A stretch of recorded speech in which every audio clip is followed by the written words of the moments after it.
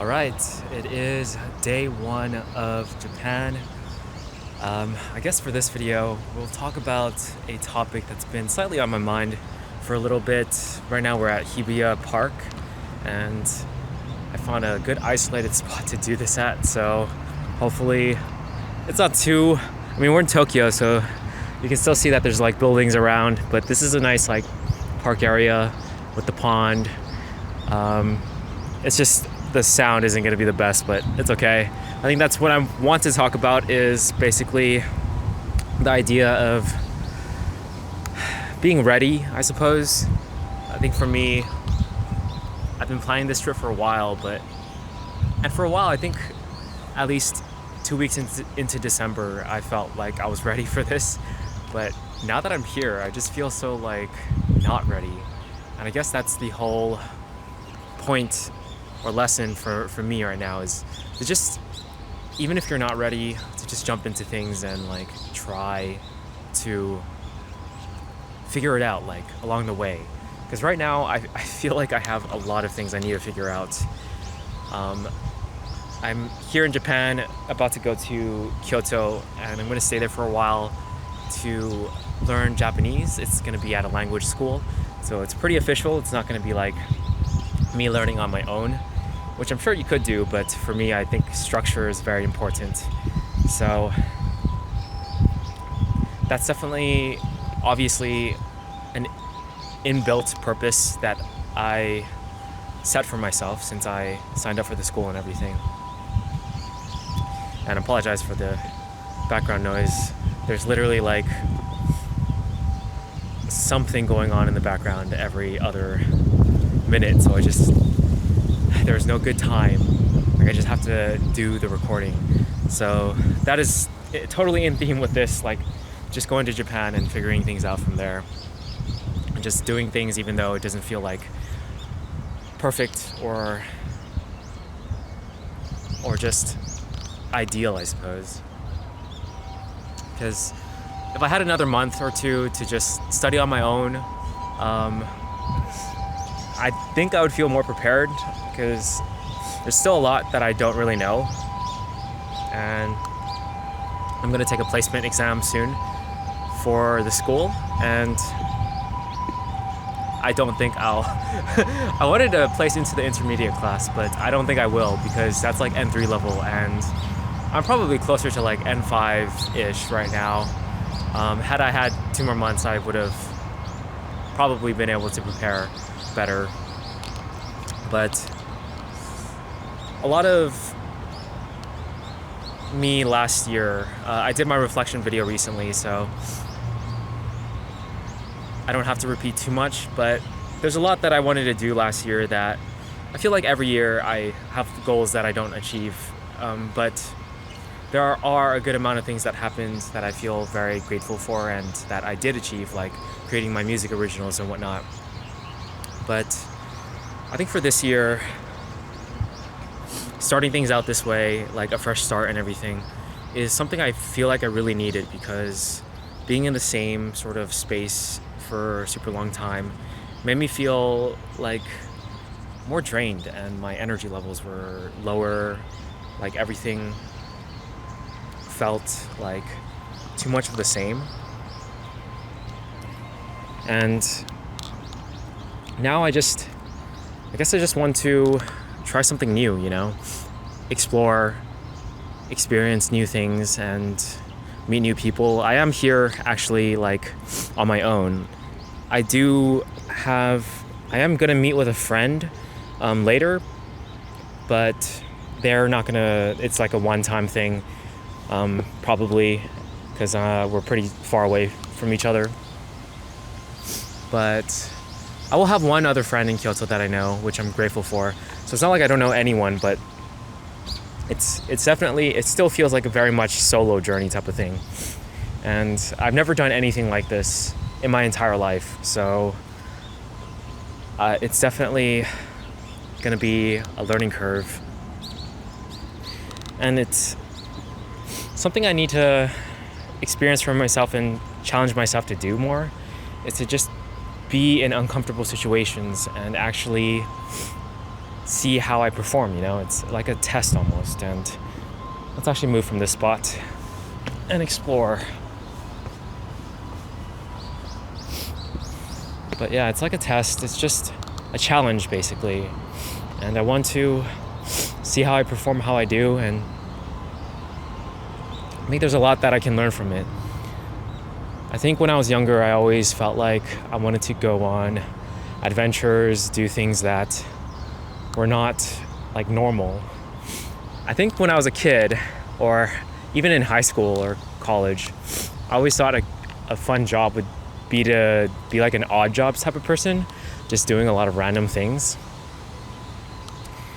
And I guess in a way, doing these challenges and not getting paid to do it, but challenging myself to do these things and be out here for a while on my own, it's sort of like the start of what I wanted to do back then, instead of just,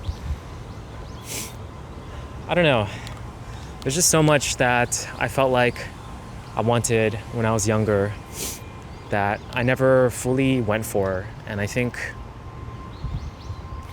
trying something like this and being out here for a while, it's going to be very interesting.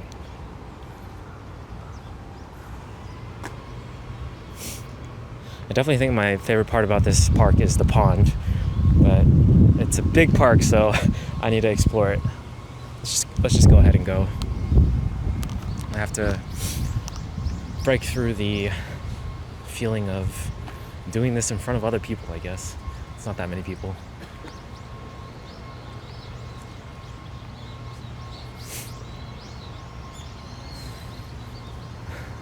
But I really do think the biggest lesson for me is, even though I don't feel ready, like honestly, part of me in my head is like thinking to myself, I really should have prepared more. I really should have done a lot more things before coming here. But at the same time, I'm just like, I think I would have always thought that regardless of how much I actually prepared. Maybe sometimes the best way to do things is to just figure it out as you go, to just take a leap of faith and just try. And that's what I'm trying to do here. And I think it's going to be quite the journey overall. And I guess I could talk about day 0 as well, the flight and everything. I actually feel like perfectly good. I managed to... The flight arrived around 5 p.m.-ish. More like 4, but I got out of the airport around 5 p.m. So that means I slept around like 9 p.m. and woke up in the middle of the night, but then slept again and woke up at 8 or 7-ish. So that, it feels like a normal schedule now. I don't feel tired whatsoever. It's noontime, so hopefully this is good and I don't have jet lag. But the flight overall was fine. It got slightly delayed, but not really too much. And then I met someone there that was interesting. It was a Japanese person, a stranger. And at first it was kind of interesting because I was sitting in the plane, this is American Airlines, where there's 2 people only, so it's like a 2-seat arrangement in the back because the plane curves. Like, you know, the structure of the plane has to curve if you've ever seen a plane. So in the back, it only fits two people. And I was sitting there, and the guy wasn't there yet. So I thought maybe, I guess I have these 2 seats to myself. But he was just late. And he ended up being like deaf, so he couldn't hear anything. And at first I was trying to talk to him in Japanese, but he couldn't understand because he's deaf. So what we ended up doing was just like using our phones to talk to each other. So I was just talking to my phone, and it's like speech to text basically. So it's set on Japanese, so then it just turns into the characters and he can read it. So we did that for a little bit, which I thought was really fun. I've never done that, like, in that way. Like, I've never met anyone that's actually deaf, so that was a very interesting experience, and he was a very nice guy and everything. We just talked about like random stuff like anime or where we're from and what we did. He went to like Disneyland and everything for the first time, or California in general for the first time. So I thought that was really cool, just getting to meet a new stranger and just get to know him a little bit, and yeah. And the rest of the plane ride, I basically just studied Japanese like for 6 hours because the flight was about 12 hours and 30 minutes. So yeah, that was very interesting. Oh, there's a cool fountain over there. So I wish I was not heading towards the leaf blower guy. Anyways, studying for 6 hours definitely made my mind feel very numb. I'm pretty sure I'm not going to retain too much of what I learned. I basically just went through all of Genki number 2, the book, and you're definitely not meant to go through that book in one sitting. There's like just no way that you're going to retain the information. So that's going to be I just wanted to know like what I was going to learn from that book, you know, and most likely I won't be using it because I will be actually studying in a language school.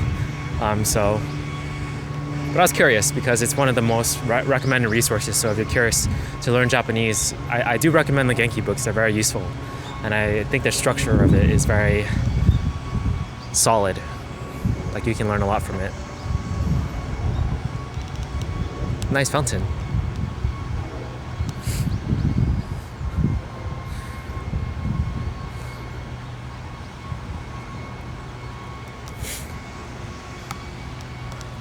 But yeah, I pretty much went into this not really having a solid plan of what to say or what to talk about, figuring it out along the way, like the theme of this video. But hopefully, after the placement test which is tomorrow, I will have a better idea of everything. Because I do feel like I didn't make solid plans because I'm curious to the people I'm going to meet here and like my fellow classmates and everything. So I didn't want to make like super solid plans, super rigid plans, and I wanted to keep things flexible just in case. But after I meet everyone and hopefully make new friends and everything, I'll try my best to structure things better and plan things out and figure things out.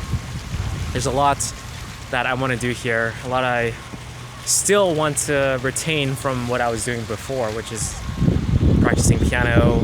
I'm going to try my best to find like public pianos to practice on, and shooting videos, vlogs, thinking of videos I can do in Japan, because there's bound to be a lot that I can do. Learning the language, obviously, and just, yeah, there's just so many things, and I'm just in the beginning of it all.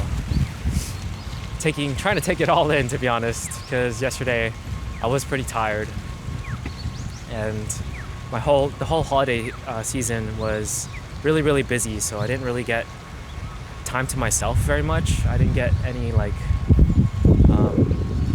planning time as well, because I had to finish up some things before leaving. So now that space is coming, and I'm looking forward to it.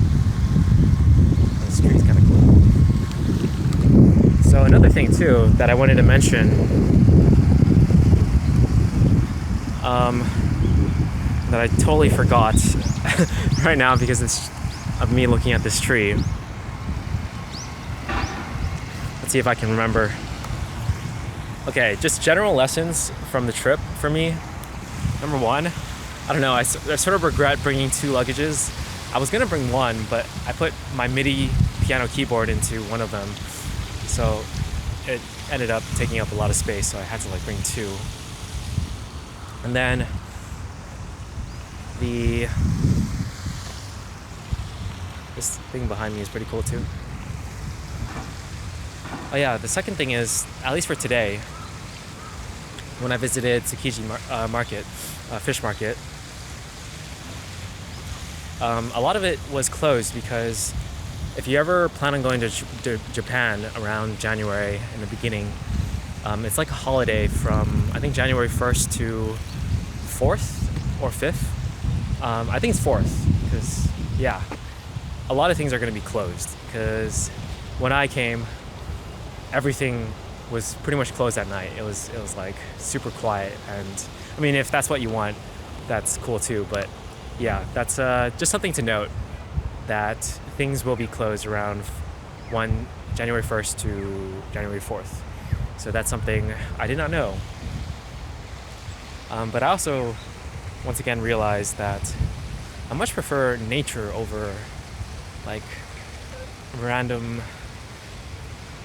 places, I guess. That's not a good way to put it. So the Tsukiji fish market was cool to be at, but like to revisit because I've been there twice now. So for the third time. But I really, really like this park. Like I think nature areas are just so much cooler to be in and to experience. So that's just something I'm learning more about myself. I mean, I feel like I learned that the last time I came here, but you sort of have to like relearn things to remember it. So it's good to feel it again before planning things. But I don't want this to be too long. Okay. Basically just talked about a lot of random things. But in general, I'm here now, and as unready as I am, I'm just gonna try to make the best out of this. So let's see how things go. Catch you guys in the next one.